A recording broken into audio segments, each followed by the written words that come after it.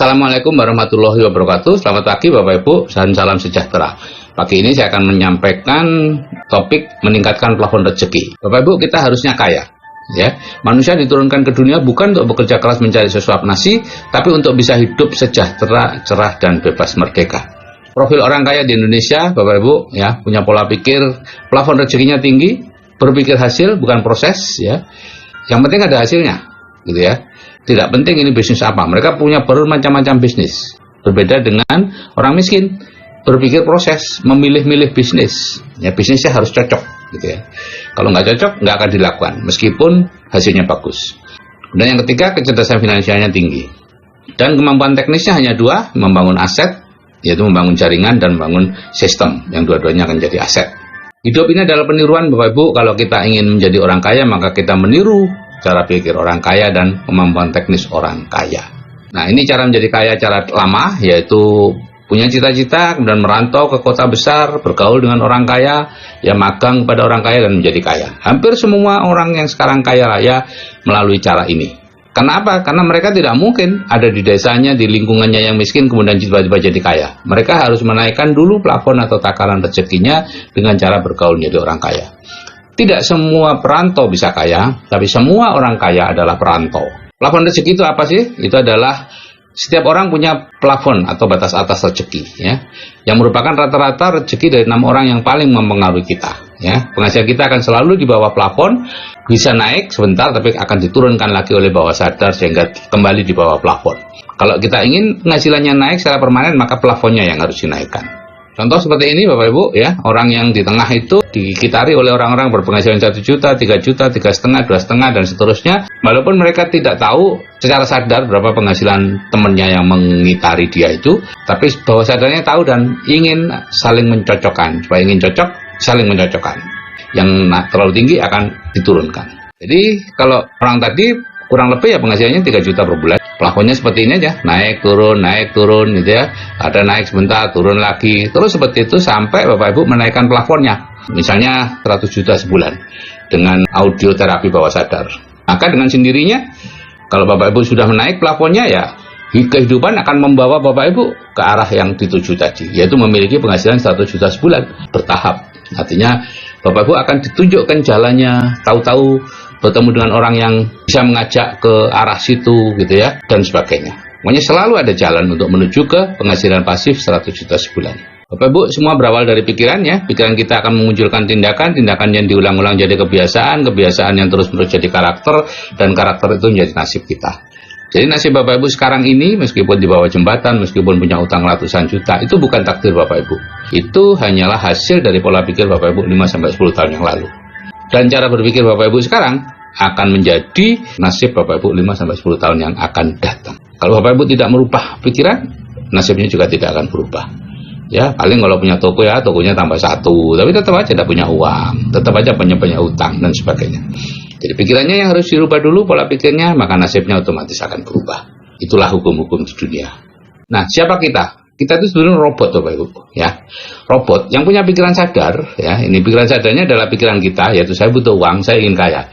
Tapi program di bawah sadar Bapak Ibu yang ada di bubble itu, yang diisi oleh orang-orang di luar Bapak Ibu adalah program-program miskin. Uang bukan segalanya, uang tidak dibawa mati, orang kaya itu pelit, cari uang itu sulit, ya, saya tidak suka dengan orang kaya, dan sebagainya. Bapak Ibu banyak yang membenci orang yang lebih kaya dari Bapak Ibu, lebih mampu dari Bapak Ibu, dan itu membuat Bapak Ibu tidak bisa kaya. Jadi ini adalah yang disebut life map miskin, mencakup 90% dari pikiran kita. Akibatnya apa? Tidak sinkron. Pikiran sadar ingin uang, pikiran bawah sadar benci uang, yang selalu menang pikiran bawah sadar. Karena itulah yang dianggap sebagai kebutuhan. Jadi sekarang kebutuhan Bapak Ibu itu miskin, gitu ya. Butuh bekerja. Kebutuhan Bapak Ibu adalah bekerja keras, mencari uang. Jadi life map miskin itu atau life map bekerja keras mencari uang itu akan memberi hasil kehidupan seperti ini. Miskin tipe 1, sudah bekerja keras bertahun-tahun, penghasilannya begitu-begitu saja, ya. Karena kalau uangnya mudah masuk, mungkin orangnya berhenti bekerja. Jadi uangnya dibuat sulit masuk. Atau uangnya dibuat mudah masuk tapi juga mudah keluar, yaitu miskin tipe 2. Sudah berpenghasilan besar bertahun-tahun, tabungannya segitu-gitu aja. Nah, kalau Bapak Ibu mengikuti passion Anda, minat Anda, maka yang terjadi adalah dari 1 ke 2. Karena minat Anda, passion Anda, apapun yang Anda suka, apapun yang Anda cocok, itu adalah sesuatu yang sudah ada di pikiran bawah sadar Anda. Dan itu juga yang berperan ke kondisi Anda sekarang. Jadi kalau Anda mengikuti itu saja, mencari bisnis yang cocok, yang menjadi passion Anda dan sebagainya, ya tidak berubah apa-apa, hanya pindah dari satu ke dua. Kalau Anda ingin berubah, Anda perlu mencari mentor, kemudian berpegang pada mentor, melakukan hal-hal yang tidak Anda sukai, yang ditunjukkan oleh mentor. Jadi semakin petunjuk mentor semakin tidak Anda sukai, semakin harus Anda lakukan. Itulah kunci perubahan. Itulah jihad terbesar umat manusia, mengalahkan diri sendiri, mengalahkan kesombongannya, mengalahkan hal-hal yang dianggapnya benar, walaupun di luar sana ada yang lebih benar. Tuhan tidak mengubah nasib orang kalau orang itu sendiri tidak berusaha mengubah nasibnya dengan cara menghilangkan dulu life map miskinnya. Saya punya senjata rahasia, Bapak Ibu, audio terapi bawah sadar. Di situ dua audio memiliki penghasilan pasif 100 juta per bulan dan kehidupan dengan penghasilan pasif 100 juta sebulan. Didengarkan 21 kali, semakin cepat semakin bagus. Jadi Bapak Ibu ibaratnya kita ini sedang membangun jaringan orang sukses. Kalau Bapak Ibu dikelilingi di sini orang-orang seperti ini, ya, yang sayangnya tidak ada di sekitar Bapak Ibu, ini hanya ada di seminar. Jadi cara menjadi kaya kalau dulu dengan merantau, maka sekarang cukup dengan menggunakan atau merubah cara berpikir kita. Kalau ingin kaya, mendengarkan audio terapi bawah sadar, ikuti seminar-seminar. Jadi Bapak Ibu perlu dikeregang, ya, melakukan hal-hal yang tidak Anda sukai, ya, supaya keluar dari batas-batas yang menurut Anda. Batas-batas menurut Anda itu adalah itu, bekerja keras setiap hari, hidup untuk bekerja dan bekerja untuk hidup, P7, pergi pagi pulang petang, penghasilan pas-pasan. Padahal batas-batas Anda yang sesungguhnya adalah itu, sejahtera, hidup sejahtera, punya mobil, punya rumah besar, bisa pergi kemana saja yang Anda inginkan. Itulah hakikat kehidupan Anda sebagai manusia. Anda harus mau diregangkan untuk mendapatkan semuanya itu. Jadi ada mekanisme sukses otomatis yang akan bekerja, Bapak Ibu. Kalau program bawah sadar Bapak Ibu adalah bekerja keras mencari uang, maka Bapak Ibu akan tertarik pada jenis-jenis bisnis yang atau pekerjaan yang sifatnya mencari uang.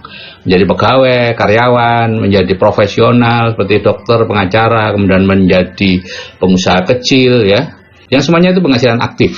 Nah, kadang-kadang Bapak Ibu akan diajak orang untuk membangun aset. Biasanya itu ketertarikan yang palsu, ya, lama-lama akan rontok karena tidak cocok dengan program bawah sadar Bapak Ibu. Kalau itu cocok, kemudian Bapak Ibu semangat sekali mengerjakannya, berarti bisnisnya bukan membangun aset, itu adalah bisnis biasa mencari uang. Kalau jaringan itu ya begitu Bapak Ibu join, membayar, kemudian mulai bekerja, menjoinkan orang, Bapak Ibu langsung dapat uang. Macam-macam, ada komisi untuk menggabungkan, komisi pasangan, macam-macam lah.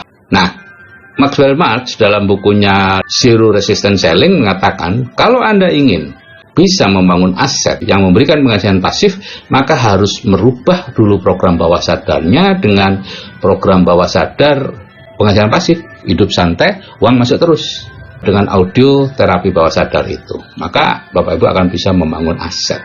Tapi ada sebagian yang tetap mempertahankan egonya dengan mempertahankan bisnis-bisnis yang dilakukan sekarang. Silakan saja, gitu ya. Karena mekanisme sukses otomatis Bapak Ibu akan membawa Bapak Ibu tetap ke tujuan yang benarnya.